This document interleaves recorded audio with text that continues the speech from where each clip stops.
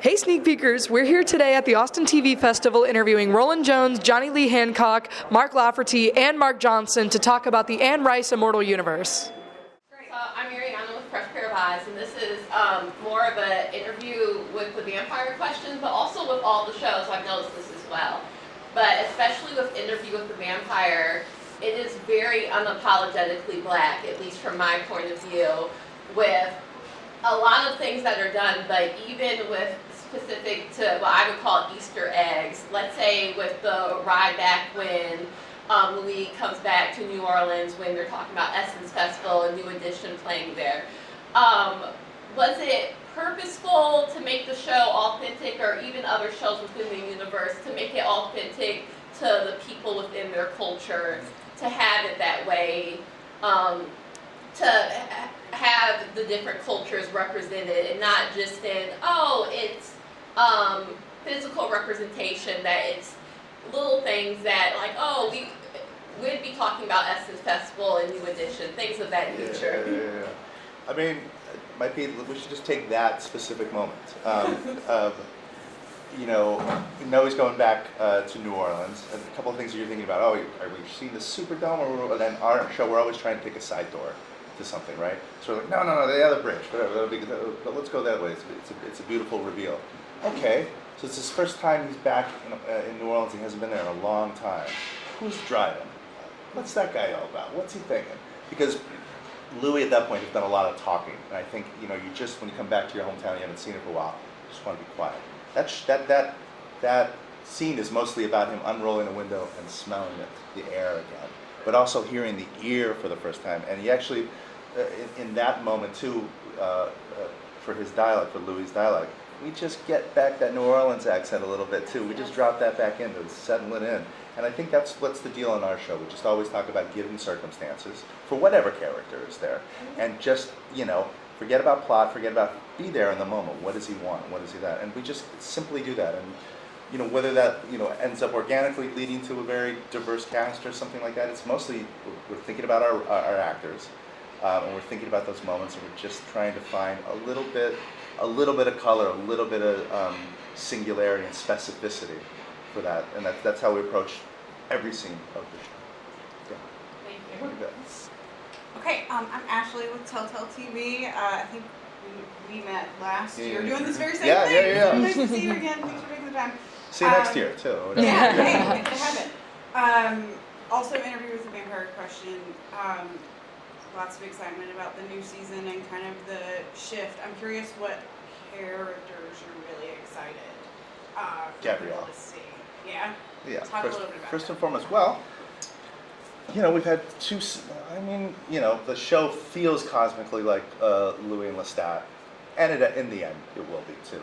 But you need really, really great scene partners for a new story, and characters that have complications and obstacles and effect on your lead character. We got to put Sam through his paces, and that is a very, very complicated, strange relationship that Anne wrote about. So that was what we were all most excited about. We got Marius coming up, we got Akasha. There's many things that are coming up along the way. But if you talk to me and Hannah and the rest of the writers' room, if you had to pick one right now, it would be Gabrielle. There's some good things coming up. And perhaps a recurring character as well. At least one. Yeah. No, we are so handcuffed about what we're allowed to say right now. But everyone will be pleased. That's all. It's a good answer. Yeah. My name's Les Weiler from the TV Dudes. I'm curious. Interview with the Vampire is amazing. These were books I got to share with my mom. She specifically wanted me to thank all of y'all for Mark and Rolin for doing such a great job. She's thrilled. So keep it up, guys. You're making my life better. To my question, Interview and Mayfair have books that obviously you get to follow, you get to keep it right. When it came to doing Talamasca, were there hard rules or things that you got nervous about or wanted to make sure that you kept it different? But when I watch it as a fan, I know it's part of the world. Were there things that you were sure you can't do? I'm going to let them answer. God, I hope so. I mean, I hope that people people who have read the books and know about the Talamasca through the different threads. It's been in the books. I mean, I hope that it feels real, even though it's not really expounded upon that much. I mean, and there are really memorable characters that are Talamasca agents and things like that. But I think we just took it and kind of said, what if? What is it exactly? It's not completely clearly defined, and so let's see if we can go this direction. And hopefully fans of Anne Rice will look at it and go, that kind of makes sense, but it's bigger than I thought and wilder than I thought. And also, I don't know, I kind of felt that they were a little bit, not goody two-shoes is the wrong word, but it was just like the whole, like, we watch and we're always there. And you go, that's fantastic, but what do they do if they see something going wrong? And, you know, I mean, those kind of questions. So Mark and I talked a lot about that, and said I kind of preferred to look at them as the CIA or MI6. It's like they have an important job, but they're not afraid to get their hands dirty. And because of that, it's a world, because of the espionage and stuff that we were kind of trying to examine through Le Carre, it was, you know, everybody telling half-truths. And so you're living in a world of liars and with a difficult job. Which makes it, like, in terms of how Talamasca is portrayed in the books, I think that gave us a little bit of a permission slip to be like, well, you don't know the whole truth. You're gonna slowly see the truth unfurl as you wend your way with our main character into this world. But in terms of, you know, making sure we were in the bounds of the rest of the Anne Rice books and the whole universe, we did have the benefit of, like, Rolin was on our floor. He happened to have, you know, he was getting into his season 3 writer's room when we were in the middle of ours. So every now and then we'd be like, hey, does this check out? Like, is this okay? And Tom Williams, who works closely with Mark and is one of our EPs, he is like, he kind of has the house knowledge of everything. Every now and then we would just say, like, hey, we're doing this with a vampire. Is this like up to snuff? So we always had a little bit of a backstop when people were making sure we were coloring too far outside the lines. Yeah, no, there clearly are, if it's not we, there clearly are the Anne Rice beliefs, and that you know you can stray only so far and something will blow up in your face. But the beauty of Talamasca is there really are very few specific characters you have to worry about being faithful to. So these guys had a lot of room to invent in a way that Rolin didn't with Interval. Yeah, but the cool part about that is, like, building this whole thing is that, you know, every year you get deeper and deeper. It's slowly becoming a TV show, like, lore and TV show world. Like, we're beginning to own it, and it's not that doesn't mean it progresses to a place where Anne doesn't exist in it. It just means, in a weird way, if she had 18 novels, we're beginning to build 19, 20, 21, 22 as we add onto that stuff. So, you know, you can be loyal and still go forward. Well, I had a question about Interview and Mayfair Witches. So you're basing these shows off the novels, but I think an interesting thing is that you take pretty big diversions from its source material. And I'm just curious if there's any fear with wanting to tell your own story, but having to balance the audience expectations and the very dedicated Anne Rice fan base. Want to dip into Witches first, or you want to? No, go ahead. Well, you know, it's an adaptation, right? And one was a novel, which works in a certain way, you know, and then one is a serialized television show. Right. And so you're going to have to make choices. Anne made choices when she adapted her own book into a movie, or led the way about how to. You would say, made some radical diversions from her own book. So there's some freedom there, but also we had the luxury, right, of also having all the books instead of the first one, which helped, which just added. It was always this balancing act of make it interesting for people who have never seen it, and make it interesting for people who knew it dead on. Because if you're watching something that, like, you knew every step of the way, then it's going to be a boring dead experience for those people. So Anne sent the map, and I think we found some very interesting things that worked for what we're doing. And the thing I feel most proud about is taking a lot of the prose, which normally I think people would just go, well, that's just, you know, descriptions of houses and something, and working scenes in a way that we could grab a lot of her language and put in the mouths of our characters, so that the audience could experience a lot more of Anne than I think a normal adaptation. And I think in terms of Mayfair and certainly Interview as well, that you have to be really careful not to specifically write to an audience. Because the moment you do that, you're writing for what you suppose a popular audience is, and that's your downfall. You've got to write basically to yourself.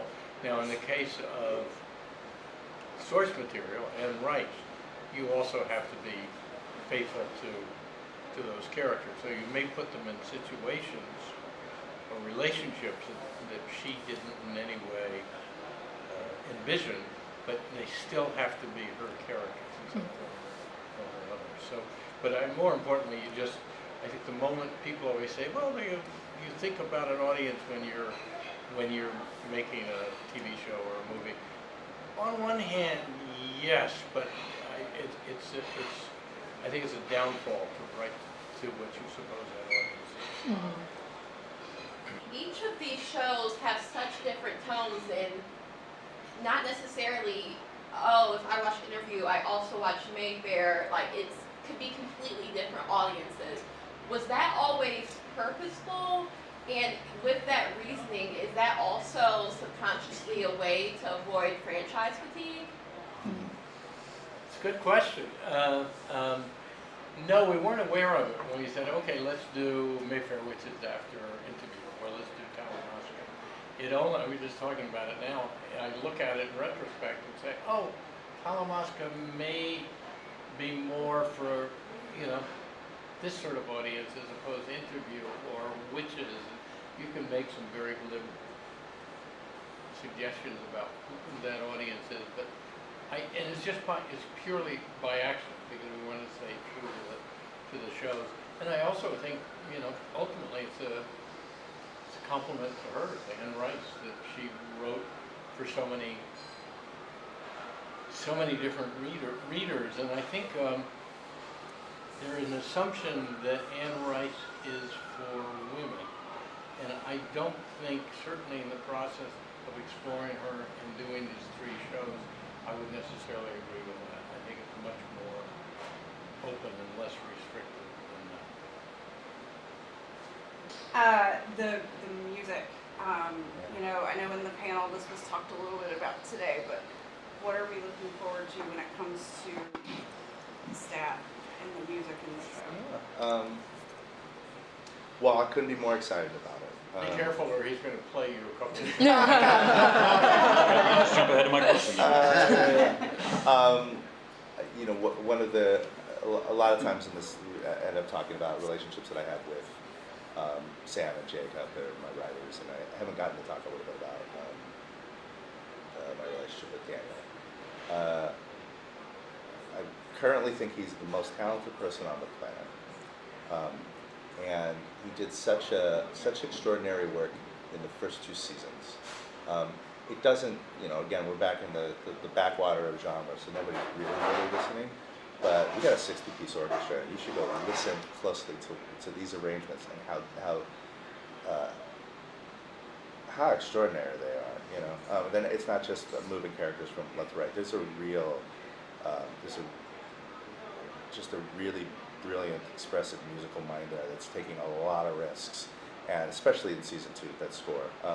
Season 3, he gets to go back to some of his roots. So he had a band that used to open for Bowie, and so he's like strapping on a guitar for the first time in a while. And while we were diddling around and working really hard to bang out some story and doing an aggressive take on that book, it's just every 3 days a fucking song would drop, and I'm like, where the hell were you? Because some of it, he's in a room, he's on our staff this year, he's part of our writer's staff. But he would go off sometimes, go, oh, I got an idea, or whatever. And we were, sometimes it was, can you give us something like this? But more often than not, it was, I went there, I had something inspiring, we're building things around these gifts that come in. So I feel more confident in his songs and in Sam Reed's acting chops than I do in my own writing right now. I feel like we have some really good scripts, so that should tell you what you should expect. But it's interesting, just like what we come around to the music that we've landed on. it makes a real progression. There's been one song that was released at Comic-Con. We're going someplace, so don't expect that that's all that we're doing there. We had an idea about it. Almost the song as misdirect for that Comic-Con. It's highly unusual to have a composer in the writer's room, and yet Rolin, first person he said, I mean, in this room is Daniel Hart. The centerpiece of season 3 is Daniel Hart and Sam Reed, and then people I can't talk about around that too. People we already know. Okay, can't talk about right now. But if we got to sit down on these things, those are the two people I would put front and center. We are surrounding them. They're the center of the Sgt. Pepper album cover right now. Yeah. Thank you. As soon as you mentioned that song, so that you had a pocket full of Lestat songs in it, I was immediately intrigued. I assume you're probably not going to bust it out and play them for us, but do those songs have titles, and do you have a favorite? They do have titles. Do I have a favorite right now?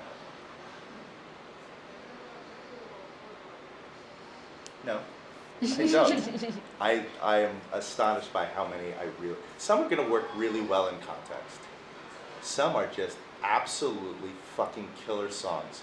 If you had no idea about what this was, you'd be like, "What the fuck is that? That is unbelievable. What is going on there?" Music, like lyrically, really sophisticated, and the melodic gifts, like of Daniel. You hear it. Go back and listen to the scores that are there, but it's really hard to write a 3-minute indestructible song, and there are a lot of moves that he's making all this because of the nature of his journey too. It's not like he's building Rubber Soul. It's like he's building Help, Rubber Soul, moving into Abbey Road. Even though it's not going to be Beatlesque, don't get that wrong. Just about like you think about a band's trajectory over that. That's what if you're signing up for a band with Lestat, you have to do that in 6 months. I got to keep up with him like that. So no, but I've a lot of times the favorite one is the one I'm working with right now. So I'm in that phase right now. I can't wait. Yeah. I had another question for Interview with the Vampire. So I'm just curious, you're filming all around the world. Season 1 is in New Orleans, Season 2 is in Prague, Season 3 is about to film in Toronto. Yeah. What would you say were some of the benefits and challenges to filming in these locations, and how do you think they shape the narrative? Well, New Orleans for New Orleans. Right, of course. That's great, and what an advantage in building Season 1, building a part of New Orleans that doesn't exist anymore, which was incredible. Mm-hmm. Season 2, you're Prague for Paris. Right. But you're also building some other story where Prague can feel like Prague. You're not glommed onto Paris. We also very cleverly, stole 5 days in Paris to throw up in between. So you really do. There's a lot of work in there to try to convince you of what it is. 1940s post-war Paris, you couldn't shoot in Paris anymore. So that was exciting about this. Toronto, we're about to do a real magic trick. Mm-hmm. Toronto's a really good city to film in because you can fake a lot of American cities throughout there and through some of the suburbs that are out there, Brampton and Hamilton. So we're attempting to shoot a North American tour. When we put on, Detroit, Toledo, Buffalo, we're going down to the Eastern Seaboard in the story. So we're grabbing this and that. So that's really challenging, and that you normally have amortized sets. Oh, here's Lestat's house. Here's the theater's about here. Ours is a bus. That's harder. That's harder to pull off. So I don't know. We start shooting in 2 weeks. I'm excited to see if we can pull it off. A double-decker tour bus. Oh, wow. By the way, also Toronto at some point, briefly, is actually subbing for Toronto. Yeah, Toronto. Anytime you're shooting anywhere, the first thing you should do is how can you rewrite everything so you can shoot the city. So you're not taking down science, but also like the opportunities to just be very specific about specificity in all these places. Find little things from all these cities. That's backwards. So I got some stuff set in Toledo, Ohio. We're not shooting in Toledo, Ohio, right?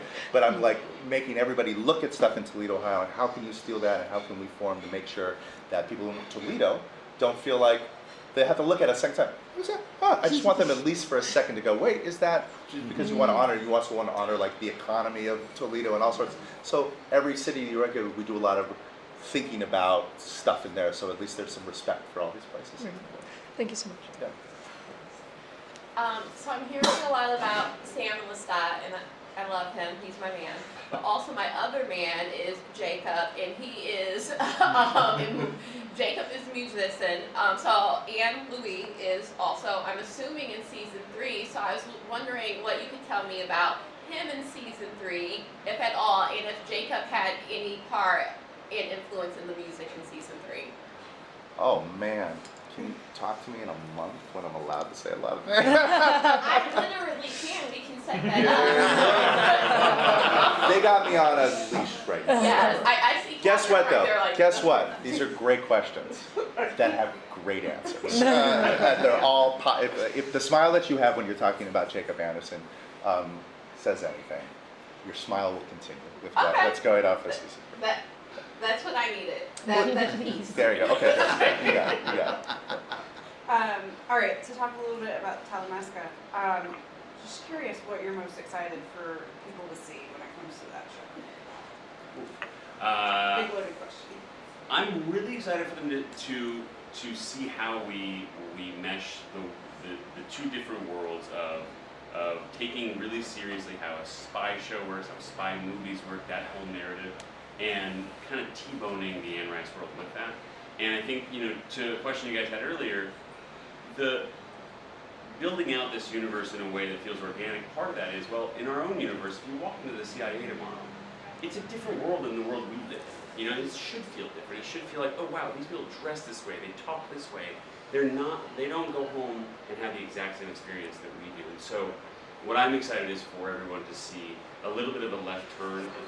It's a world that rhymes with everything you guys have already seen in this universe. There are characters that you're going to see that you've seen in the other shows. But it's definitely its own thing, and they have their own mandate, their own problems that they're trying to solve that are very, very different from the problems and the affairs that show up in Mayfair. I'm excited about many things. One, it'd be fun to have something to actually talk about, like you guys can see the episodes and then have questions and things like that. We've got a 60-second sizzle reel or whatever. But one thing is, for me, is I'm really excited to see the response to Elizabeth McGovern, because I think she is so good in the show. And she's always been exceptional, but it's just, I don't know, I think she's really, really terrific. The other thing is kind of expanding in some ways, but I think embracing Anne's ideas about vampires and you guys talking and from the shows and reading and everything else, just that loneliness and the humanity of them in those ways. It was like, that was the first thing for me to think about. I was like, wait a minute, these are just characters. These are characters that I can write. They're fucked up. Yeah. There's some idiosyncratic things about them, but nonetheless, they have lives. Their lives go on. They have loss. They have lots of loss. So no, I can write that. I can embrace that. But when you think of them as human, they all come in all shapes and sizes, and just the idea that we could have vampires that might look and feel a little different than everybody. Yeah. That we could have an Austin, Texas, cosmic cowboy who's been around for a couple hundred years, but that's his vibe, and his boots and t-shirts and jeans and that kind of stuff. And you go, oh, that's not a vampire. You go, yeah, hell yeah, it is. Yeah. And some other surprises of vampires. And I think too, I think we're all very excited now that we're in the phase of post where we put all the pieces together. And I think what we really feel strongly is we have a mystery and a thriller that keeps you on the edge of your seat. It's something that we have cliffhangers in every episode and at the end of the season. And I think it moves fast and it asks a lot of cool questions, and I think it's really propulsive and fun to watch. And you're right. I mean, it does have a mystery at the center of it, which we solve. So. Yeah. And I was next door for part of that. They got a really serious writers room there too. There's some good scribblers coming on the show. So. Now, we've all been to the panel, and we've all been sitting here and heard John Lee and Mark talk about Talamasca, and I feel confident in them. But Mark, to your position, what was the first moment where you thought, I can trust these guys with this? And did you have a moment when you thought, okay, this sister show is in good hands? You're perfect. Well, you fucking read that script or whatever. That's honestly. I was hoping I you'd mean, get out we haven't. I probably haven't even said this to you. Writers of my generation. That's one of the 20 scripts you talk about. When you get drunk in a bar and you're talking about this, because sometimes there are these little off to the left, to the right. That is a movie that everybody always talks about in terms of the script. So he came in to come be a TV hack. My God, please get out of the way. You know, let it happen. It's all downhill from there. TV hack. Uh, John and I have known each other a long time. I produced the first script of Years to Get Made, which was Perfect World, Clint Eastwood directed here in Austin. And we've done a number of things, most recently The Little Things with Denzel Washington, which was what, 4 years ago? Something like that. And I called him, and I don't even know why I thought he would be right for it, but I just thought we wanted to do something. We wanted another Anne Rice show. We thought the Talamasca was great. It would just you know, we watched and we were always there, that stuff. And so I called John, and I think he pretty much said, you know, did you misdial? Did you mean to get one of your other writer friends or whatever? And I talked him through it, and we sent you some, not a specific book, but some chapters from various books about the Talamasca.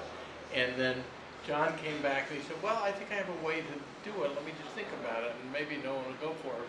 But what do we do with sort of spy novel, almost a John le Carré through Anne Rice? And at that point, I said, oh, we're in great shape. And I've known Mark for a while, and always wanted to work with it. We worked on a couple of things, but just wanted to put something that we were going to put into production right, you know. And I knew that the two of them would get along perfectly. So I just set up was it a lunch or a drink or something, and that was it. It was off to the races. I went to St. Thomas after that. Just hung out, let them do the work. And I had kind of crazy ideas going in all different directions just because why not? And then talking to Mark, I go, oh, he kind of thinks they're good ideas. So maybe we're not that far. And then he's the true MVP secret weapon because he could help me, and we would talk and partnered up on kind of codifying these things thematically and how they could work. I was just blasting away with writing characters just because, you know. But just to echo Rolin, when Mark called me and said, "Do you know who John Lee Hancock is?" and I said, "Perfect World." Like and he's right. That movie for me was one of the movies when I was a young wannabe filmmaker. I was like, well, I want to do that. Yeah. Like that's cool. And so, and John's writing is just so phenomenal. I don't know if it's you, but like that always leads. It's Unforgiven and that they just always back to back for some reason. I'm not sure why we get into that. But every time I've had that conversation with another writer, it's always Perfect World, and then very quickly after that, Unforgiven script comes up for some reason. Absolutely. Yes. They were one after the other. I mean, when you remember we went in to see Clint, and